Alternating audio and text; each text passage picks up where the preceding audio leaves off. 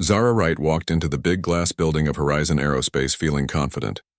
She was the lead scientist studying alien biology for Project Ascension. She had worked hard to be among the smartest people in her field. Today she would present her new space engine design to the company leaders.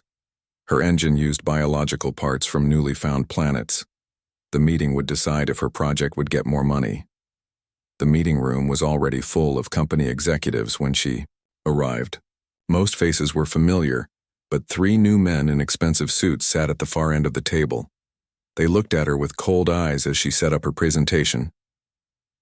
"Dr. Wright, you're actually here," said Gregory Porter, the chief operations officer, with fake surprise. "We were just talking about starting without you." Zara checked her watch. "I'm 5 minutes early, Mr. Porter." "Well, our schedule says you should have been here 15 minutes ago to set up." His smile did not reach his eyes. "It doesn't matter. The board is very busy today, so you need to keep this short. 20 minutes instead of your full hour." Zara felt the familiar tightness in her chest. She had felt this same feeling during every meeting at Horizon since she moved from the Mars colony 3 months ago. She nodded and began her presentation. 10 minutes into explaining her revolutionary engine design, Porter cleared his throat loudly. "Dr. Wright, these ideas seem not very likely to work. Didn't Dr. Harrington's team already decide that biological parts would break down during fast space travel?" With respect, Dr. Harrington was working with Earth-based biological samples.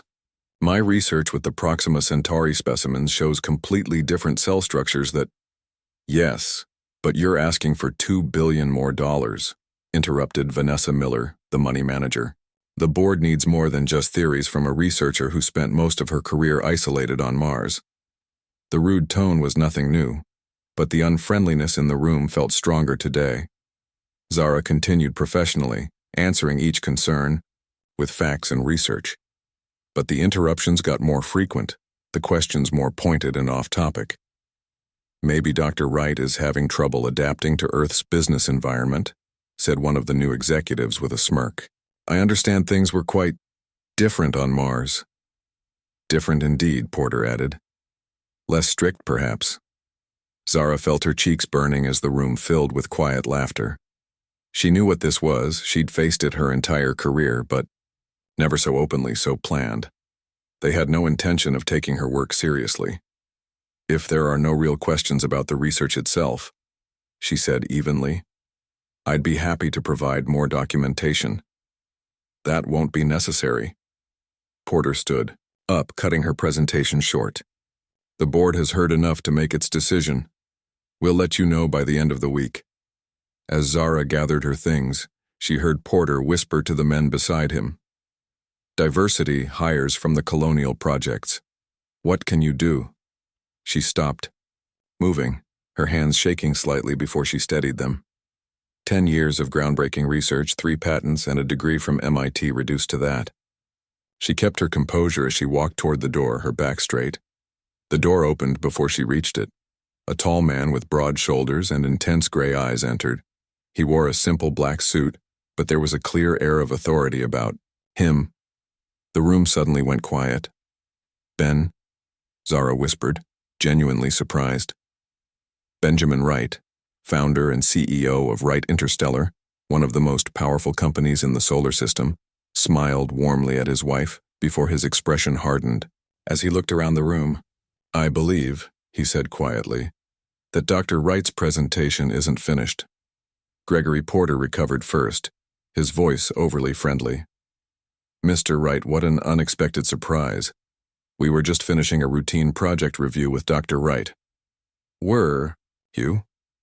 Ben's voice stayed soft, but the steel beneath was clear. He placed a hand gently on Zara's shoulder. "Because from what I saw through the glass wall of this not very soundproof room, it looked like something else entirely." Porter turned, slightly pale. "I assure you we have nothing but respect for your wife's achievements. We simply have concerns about the real-world uses of her theories." "Interesting." Ben nodded to Zara. "Would you mind continuing your presentation, Dr. Wright? I'd be very interested to hear more about the cell resistance properties you were describing." Of course, Zara said, regaining her composure. She returned to the presentation screen and brought up her research data again.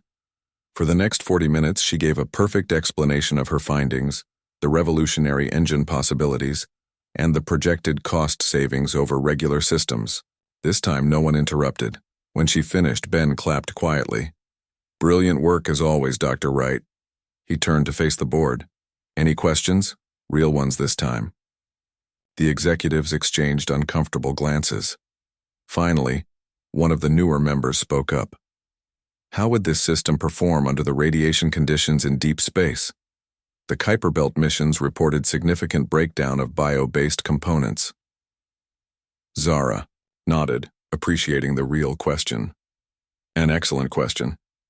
The alien organisms were modeling these systems after evolved under radiation conditions far worse than anything in our solar system. Our tests show less than 2% breakdown over a 5-year mission. The questions that followed were technical, relevant, and respectful. As the discussion ended, Benjamin remained standing quietly at the back of the room. "Thank you for your time," Zara said to the board. "I look forward to your decision." As she gathered her materials, Benjamin stepped forward again. "There's one more thing to discuss," he said. "As of 8 this morning, Horizon Aerospace is under new ownership.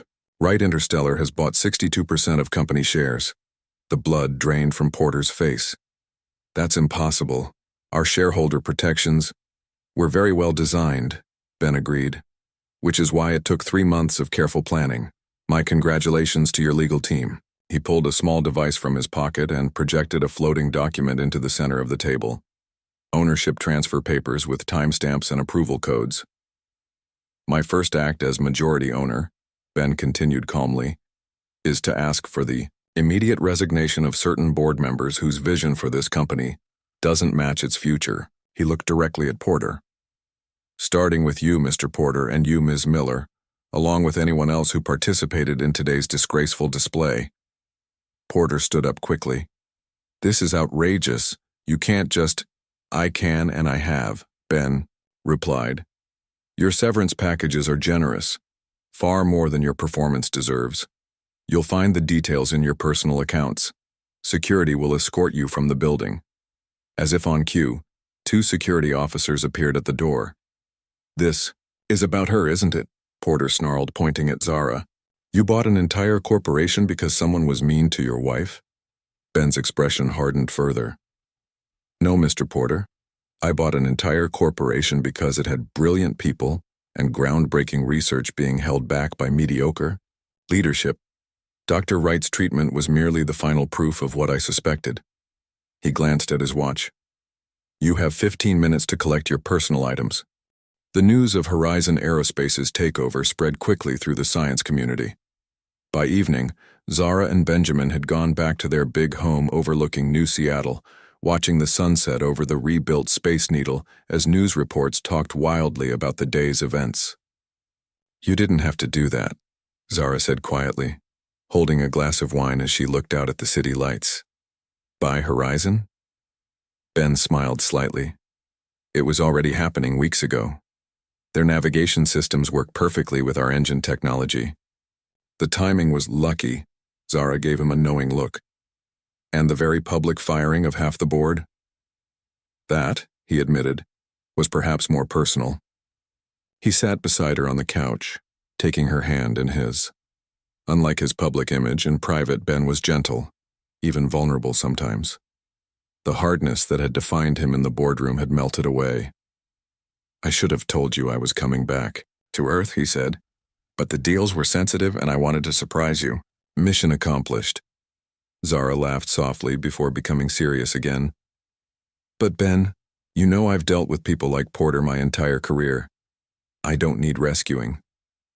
"I know you don't." His thumb made circles on her palm. "You're the most capable person I've ever known. That's not why I did it." "Then why?" Benjamin stood and walked to the window, looking out at the city. "Do you remember how we met?" "Of course. The Ares project. You were looking for someone to develop biological life support systems for the Mars ships. And every expert told me it couldn't be done. that plants couldn't be changed to make enough oxygen in Mars's radiation. He turned back to her. Everyone, except you. Zara smiled at the memory. She'd been a researcher then, unknown and with little funding, working in a tiny lab at the university. Ben had been a rising star in the space industry, but not yet the giant he would become. You didn't just prove it could be done, Ben continued. You changed closed system ecology forever. The right interstellar habitats are still based on your designs 10 years later. He sat back down beside her. What Porter and his friends were doing today wasn't just insulting you. They were actively holding back innovation that could push humanity's reach into the stars forward by decades. Zara's expression softened. This was the Ben few people ever saw, the dreamer beneath the billionaire exterior, the man who still believed space exploration was humanity's highest calling. The engine system is really that promising? She asked. You know it is. He squeezed her hand. And it's just the beginning. That's why I need your help with the next phase. The next phase of what? Ben took a deep breath. Horizon wasn't the only purchase today. I've also bought controlling interest in Lunar Dynamics and Asteroid Mining Collective. Zara stared at him in shock. Those 3 companies, along with Wright Interstellar, were the 4 largest space companies in existence. Ben, the regulators will never allow that kind of consolidation. They will if they understand the purpose. His eyes were bright, with purpose now. Zara, I've found something that changes everything we thought we knew about the Proxima Centauri system. He activated a secure floating display that appeared between them. Complex data patterns swirled in 3 dimensions, signal analyses, light readings, and what looked like translation programs. 3 months ago, one of our deep space receivers picked up an artificial signal coming from Proxima b. We've been quietly analyzing it ever since. Zara's scientific mind immediately began processing what this meant. Artificial? You mean? Yes. Ben's voice was barely above a whisper now. We are not alone, and based on what we've decoded so far, they've been watching us, waiting for us to reach a certain technology level. The biological engine, Zara whispered in realization. Ben nodded. It's the key technology they mentioned specifically in the parts of the message we've decoded. And there's more. They're offering to exchange knowledge, but only if we can reach their system within the next 15 years. That's impossible with current technology, Zara said automatically. But not with your engine system, Ben countered. Not if we combine all our resources and focus entirely on this mission. Zara's mind raced with the implications. First contact with aliens would change everything for humanity. And the technology exchange could solve dozens of humanity's biggest problems. Why keep this secret, she asked. Why not tell everyone? Because not everyone would welcome contact, Ben said grimly. There are powerful people who profit from Earth's current limitations, who would see this as a threat rather than an opportunity. Suddenly, the day's events took on new meaning. Zara realized that the routine meeting she'd been called to wasn't routine at all. Porter knew, she said in realization. Somehow he knew about the signal. Ben nodded. We detected a security breach 2 weeks ago. We couldn't trace it completely, but we suspected Horizon's board had been compromised. So you weren't just defending my honor today? No. He smiled slightly. Though that was a nice bonus. Zara stood, her mind already shifting to the scientific challenge ahead. We're really going to do this? Build a ship capable of reaching Proxima Centauri in 15 years? We are. Ben rose beside her. But only if you'll lead the project. 3 months later, the newly joined Wright Aerospace Initiative was working at full power. 4 massive space shipyards circled Earth, with thousands of engineers and scientists working in round-the-clock shifts on what had been publicly announced as Project Handshake, humanity's first serious attempt to build a ship to reach another. Zara had been named Chief Science Officer of the entire initiative, with complete authority over the technical parts of the mission. The former Horizon headquarters had been changed into the Earth-based command center, where she now stood in a secure meeting room facing 5 serious-faced security officers. You're certain? She asked. studying the evidence displayed on the room's screens. Carol Hudson, head of security and a former intelligence agent, nodded firmly. The sabotage attempt was sophisticated but eventually detectable. If the biological cooling system had failed during the test firing, the explosion would have destroyed the entire prototype engine and killed at least 30 researchers. Zara studied the molecular analysis of the contaminated biological material. Someone had introduced a special enzyme designed specifically to attack the cell structures of her engine system, an enzyme that could only have been created by someone very familiar with her work. "Do we know who?" she asked quietly. "We've narrowed it down to someone with high-level clearance," Carol replied. "But that's still over 200 people across all facilities." Zara nodded slowly.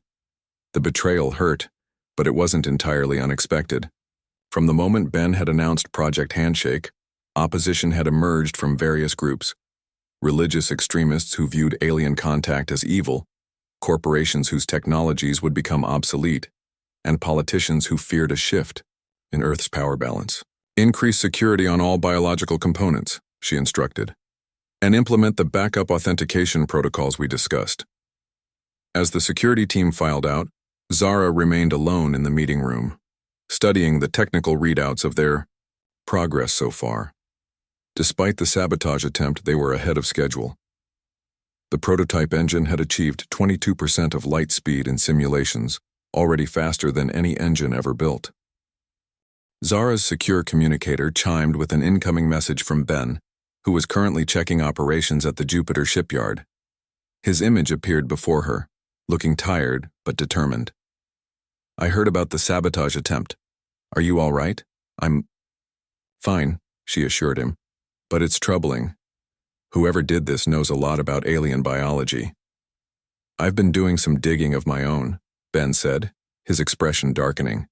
"And I think we're dealing with something bigger than individual actors." "Have you ever heard of something called the Continuity Protocol?" Zara frowned. "No. What is it?" "According to my sources, it's a plan developed nearly 50 years ago by a group of Earth's richest families and companies.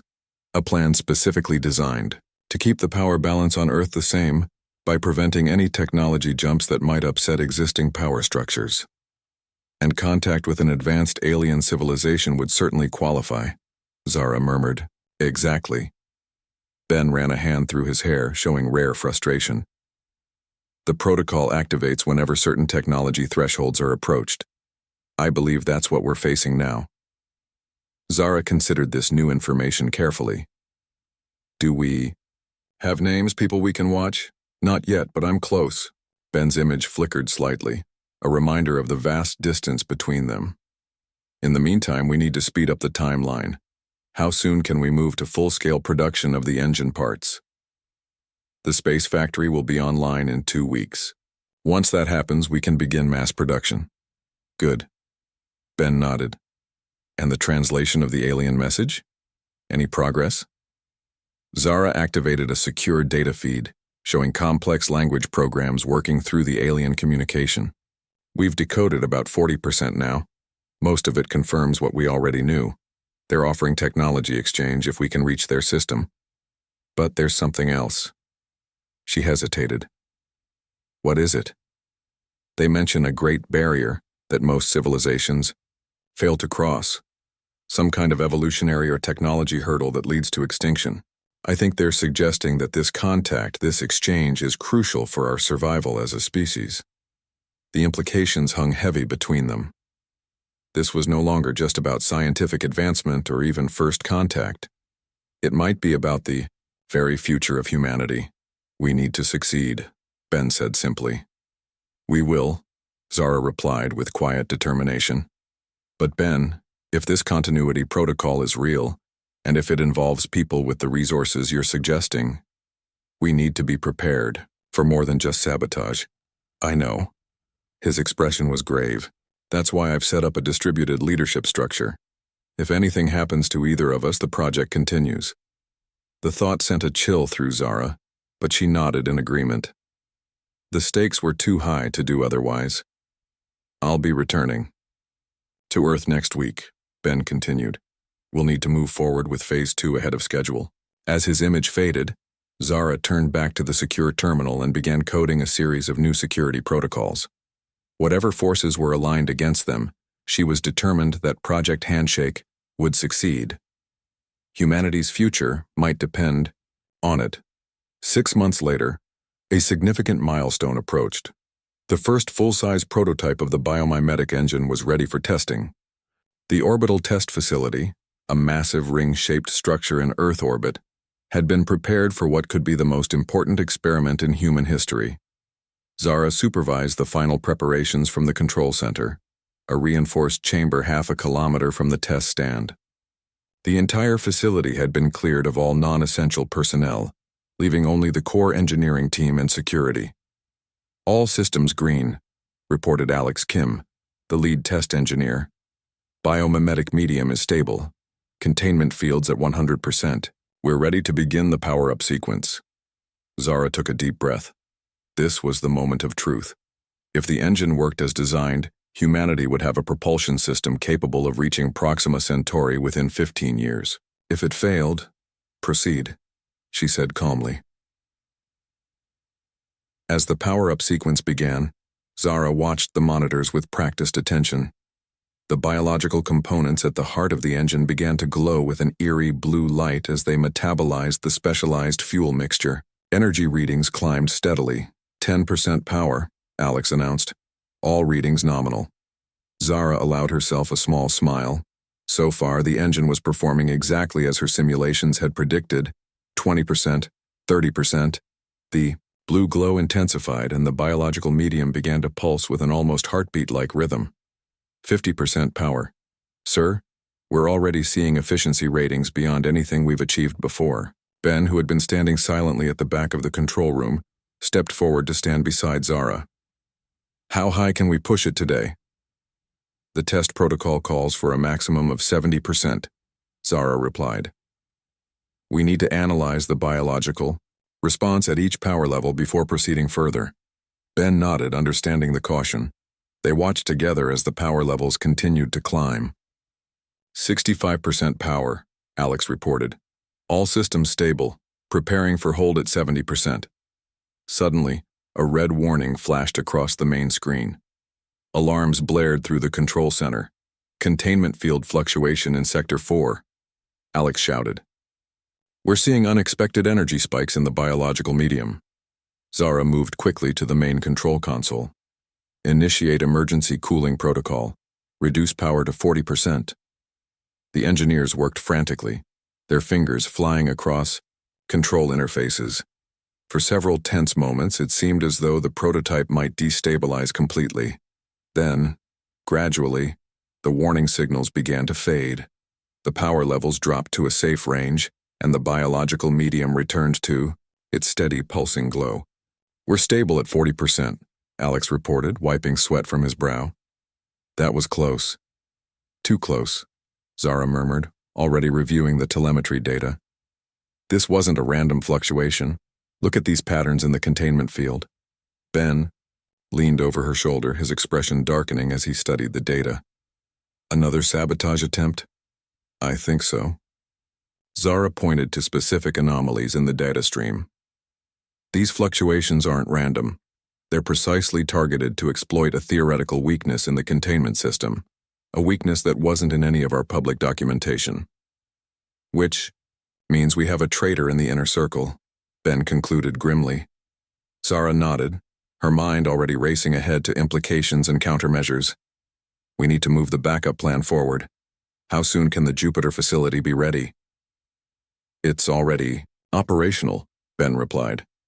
We can transfer the core research team within 48 hours if necessary. Do it, Zara decided. But make it look routine, a scheduled expansion of the program. I want whoever did this to think they've succeeded in slowing us down. Ben's eyes met hers, a silent communication passing between them. They both understood. The stakes had just been raised significantly. What about the test data? He asked. Even at 40%, the results are remarkable. Zara allowed herself another small smile despite the situation. Yes, they are. The engine is working, Ben. It's actually working. And once we isolate and eliminate the sabotage vulnerability, We'll be able to push it to full power.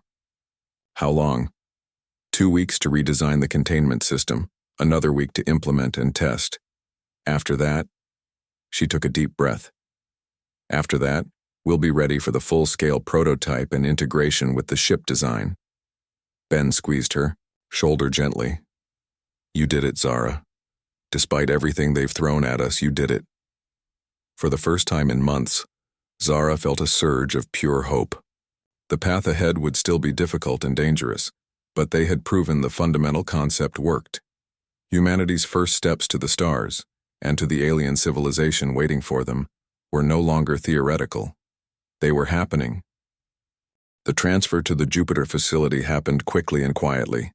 Zara, Ben, and 50 key team members moved to the massive space station orbiting the giant planet.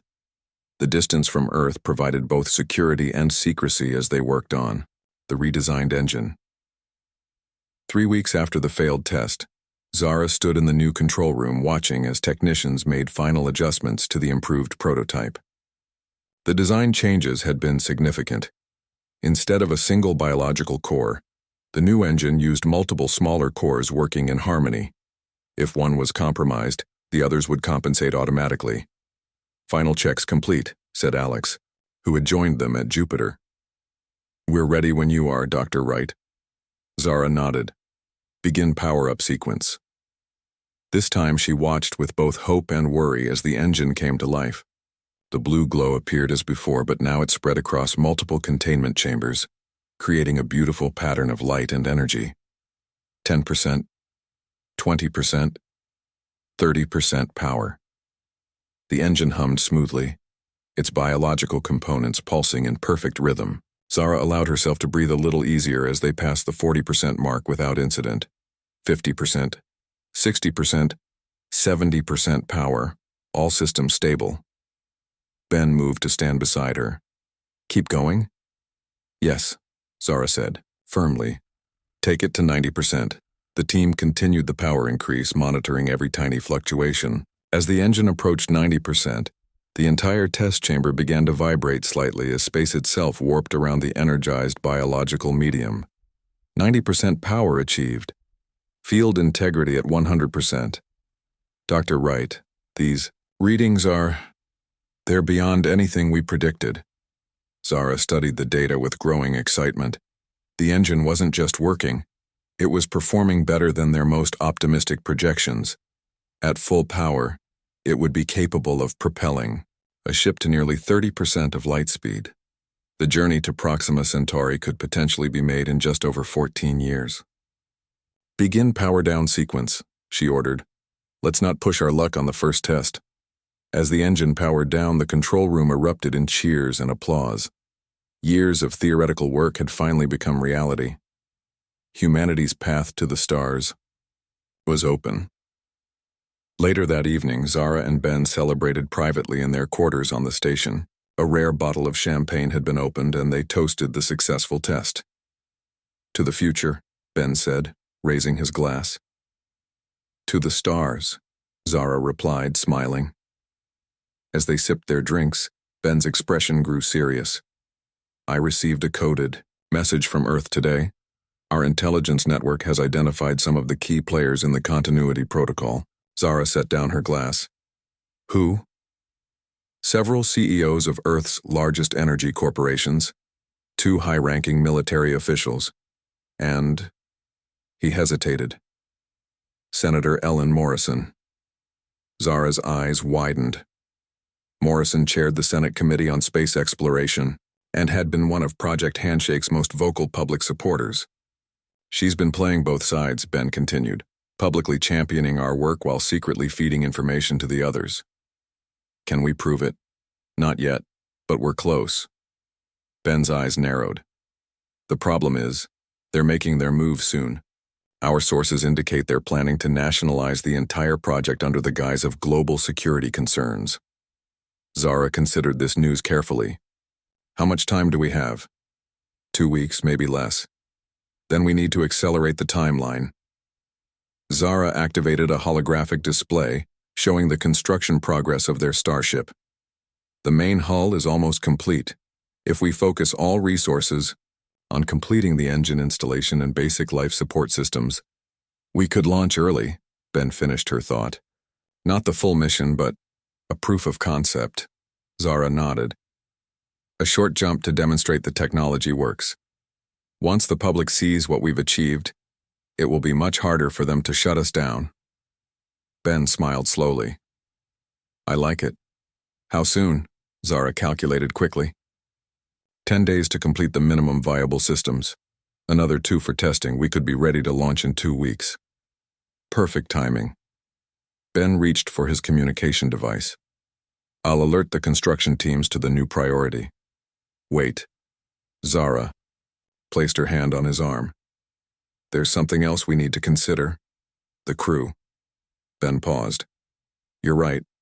The original mission plan called for 20 crew members with months of specialized training. We won't have time for that now. We need a skeleton crew, just enough people to operate the essential systems and document the journey. How many? 4, Zara decided. Pilot, engineer, navigator, and mission commander. Ben was quiet for a moment, studying her face. You want to go, don't you? I have to, she said simply. The engine is my design. If anything goes wrong, I'm the most qualified person to fix it. He nodded slowly. I expected as much. And the other positions? Alex for engineer. He knows the systems better than anyone except me. Nathan Lee for navigation. He's been leading the stellar cartography team. And pilot? Zara smiled slightly. I thought you might want that position. Ben raised an eyebrow. Me? I haven't piloted anything more complicated than a shuttle in years. But you were the best pilot in the fleet before you became CEO. And besides, she added softly, I wouldn't want to do this without you. He took her hand, his expression serious.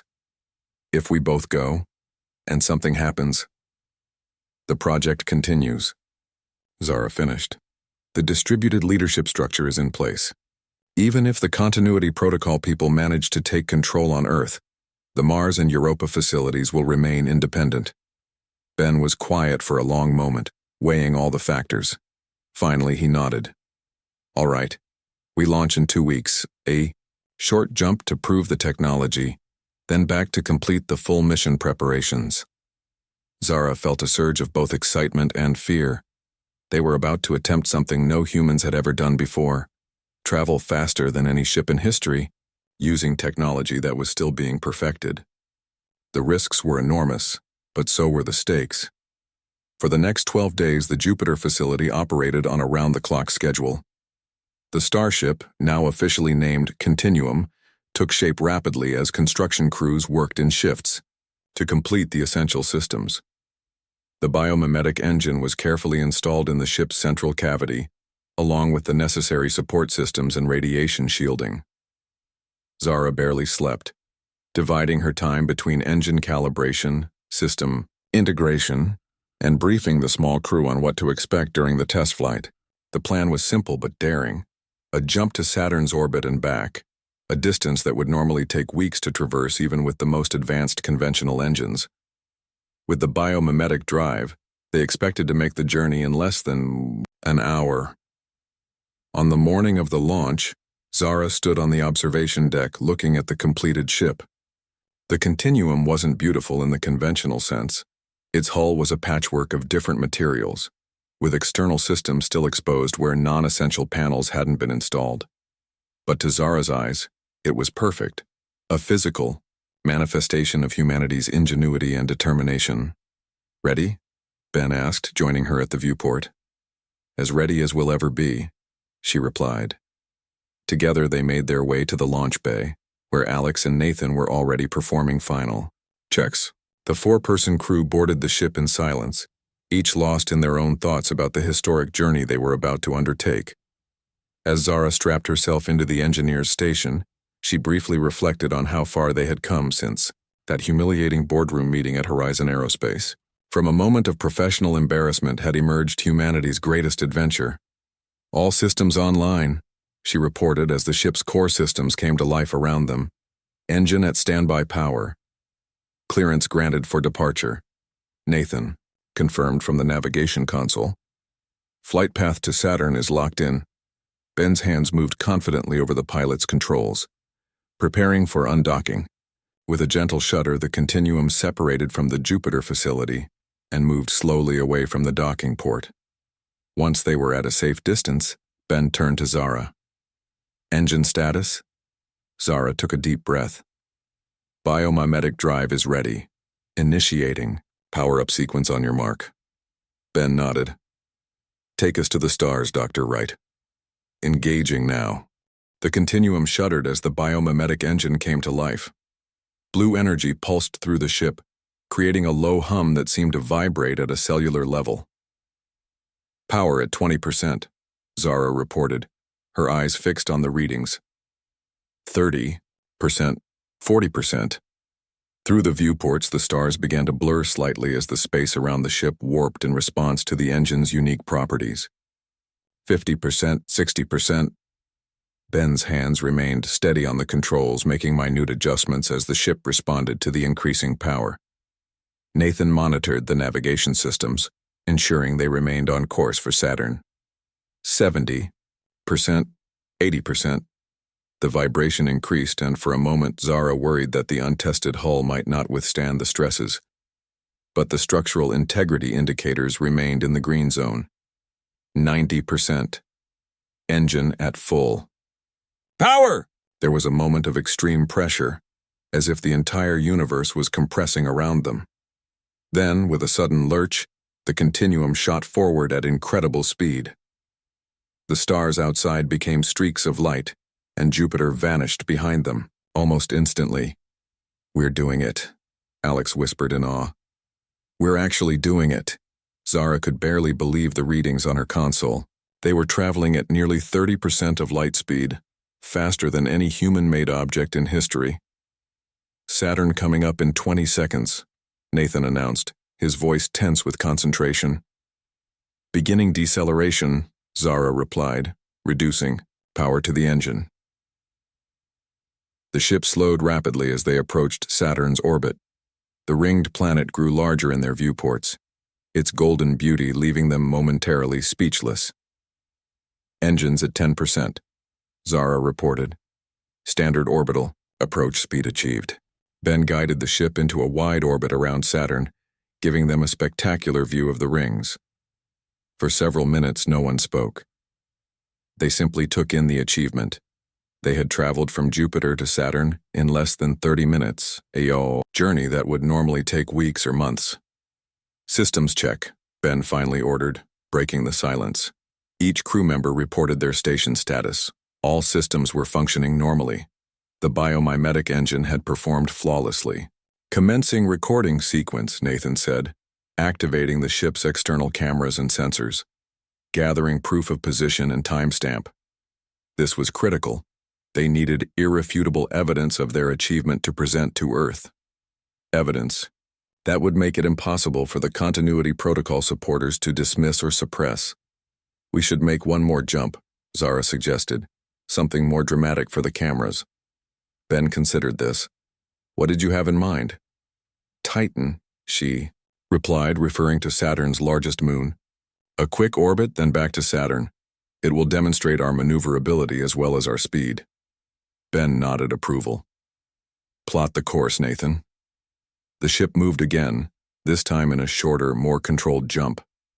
They appeared near Titan, its hazy orange atmosphere glowing in the dim sunlight. After a brief orbit to collect more data, they returned to Saturn.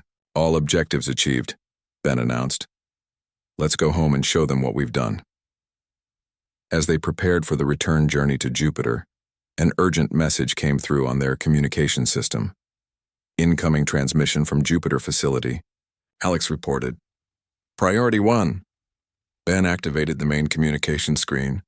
The worried face of Lisa Chen, their security chief, appeared. Captain Wright, we've received word from Earth. They've moved faster than we anticipated. The World Space Authority has issued a seizure order for all Wright Aerospace facilities, effective immediately. Earth facilities are already being occupied by WSA security forces. Ben and Zara exchanged grim looks. The continuity protocol was moving even faster than they had feared. "What about Jupiter?" Ben asked. "We're holding for now," Lisa replied, "but they've dispatched 3 military vessels, estimated arrival in 72 hours. And the Mars and Europa facilities? Still secure, but for how long?" Lisa's voice trailed off. Ben's jaw tightened. "What about the message? Were you able to transmit the data package to the public feeds?" Lisa shook her head. "All our communication channels to Earth have been blocked. They're calling it a security measure, but it's clearly censorship. This changed everything. Their plan had been to return to Jupiter, then broadcast proof of their achievement to the world. With that option gone, they needed a new strategy." "Stand by," Ben told Lisa. He turned to his crew. "Options?" Zara thought quickly. "We can't go back to Jupiter if military vessels are coming, and we can't reach Earth directly. They'd intercept us before we could broadcast the data." "Mars?" Nathan suggested. "Too far with the fuel we have remaining," Alex countered. "We weren't prepared for an extended mission." Zara's mind raced through possibilities. Then she had it. The lunar colony. It's close enough to Earth that we could broadcast directly from there, bypassing the official channels. And Governor Rodriguez has always been sympathetic to independent research. Ben considered this. "It's risky. Luna is technically under Earth jurisdiction. But it has its own communication array," Zara pointed out. "One powerful enough to reach every receiver on Earth. If we can get there before the WSA realizes our plan." Ben made his decision. Set course for Luna, maximum speed.